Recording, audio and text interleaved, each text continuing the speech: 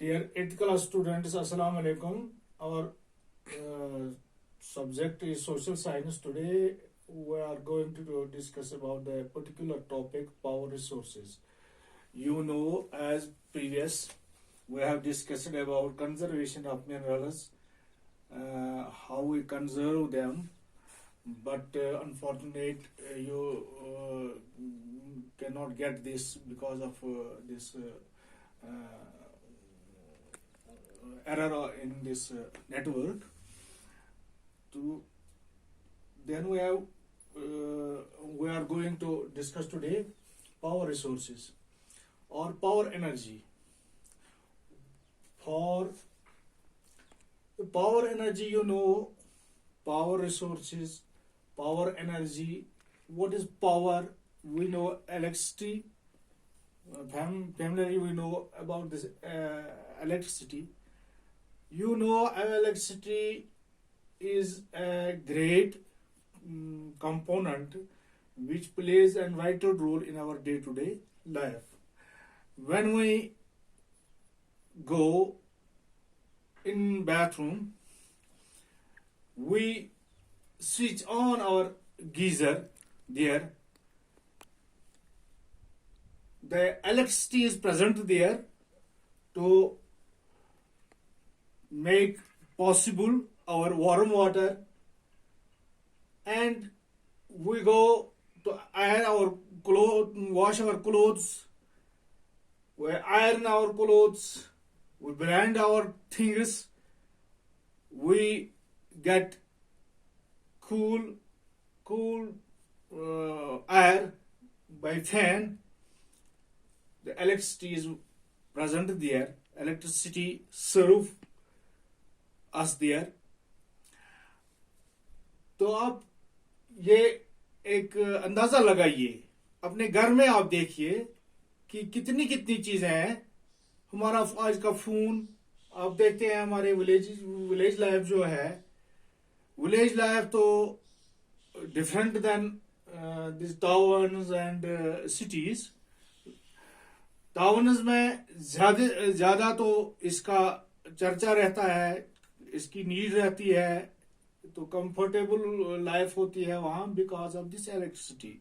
तो हमारी जो इसमें रूरल्स में, हमारे गांवों में, जो हमारी देहाती जिंदगी है, इसमें भी आज ऐसा दौर आया है कि कोई भी चीज आप देखें जिसमें हमारा रेडियो चलता है, हमारा फोन चलता है, हमारा टीवी चलता है, हमारी जो ये और भी जो जितनी भी चीजें हैं वो सारी किस पे चलती है. आजकल की जो आप ब्लैंकेट ले लीजिए, अगर ब्लैंकेट आपको सरमा में लगानी है तो उसमें भी हम इलेक्ट्रिसिटी इस्तेमाल करते हैं या कर सकते हैं. तो ये सारी चीजें जो पावर की एनर्जी, पावर और एनर्जी से हासिल होती है, तो ये इसके क्या जराया हैं, कहाँ से आते हैं, तो आप इससे आगे भी हम देखते हैं. हमारी इंडस्ट्रीज चलती हैं, हमारे कारखाने चलते हैं, हमारे एग्रीकल्चर्स में जो भी बहुत सारे काम होते हैं, हमारे ट्रांसपोर्टेशन में या और हमारी कम्युनिकेशन में, जो हमारे रसो रसाइल हैं, तो सारी जो चीजें हैं, सारी जो कंपोनेंट्स हैं हमारे डे टू डे लाइफ के, वहां तो हमारी पावर एनर्जी काम आती है. तो इसमें अब दो चीजें हैं. पावर एनर्जी जो हमारे डे टू डे लाइफ में काम आती है, तो इसकी कन्वेंशनल सोर्स जो होते हैं, तो ये क्या है, और इसके दूसरा एस्पेक्ट है नॉन कन्वेंशनल सोर्स जो है. कन्वेंशनल और नॉन कन्वेंशनल सोर्स जो होते हैं, दो सोर्स से तुम्हारी आते हैं. तो इसमें हमारे फॉसिल्स, फायरवुड्स, तो ये भी हमारे इसमें काम आते हैं. तो इस एनर्जी को काम में लाने के लिए, इसकी एनर्जी को बढ़ाने देने के लिए ये सोर्सेज जो हमारे पास आते हैं, जो हमारे इसके काम में आते हैं, फायरवुड होता है एंड फॉसिल फ्यूल्स होते हैं। ये दो मेन चीजें हैं जो इसमें कार फरमा है, काम आती है। अब हम लेते हैं फायरवुड क्या है। फायरवुड तो आप देखते हैं, what is firewood? Firewood is you know, in our domestic services, we use firewood in our kitchens to cook, and we use this firewood for heating system too, and so many things we do, and we utilize the services of this firewood. तो firewood आपको पता होगा, जो आप जंगल में जाते हैं, लकड़ी लाते हैं, तो जलाते हैं इसको, अपने इस चूल्हे में जलाते हैं। आप देखते हैं हमारे गांवों की लाइफ जो होते हैं, इसमें ज्यादा तो near about 50% energy use in by villagers. This firewood का 50% एनर्जी जो है, तो विलेजर्स 50% एनर्जी इसका फायरवुड के जरिए इस्तेमाल करते हैं, फायरवुड का इस्तेमाल करते हैं। तो अब इसका जो आगे जो इसका काम रहता है फायरवुड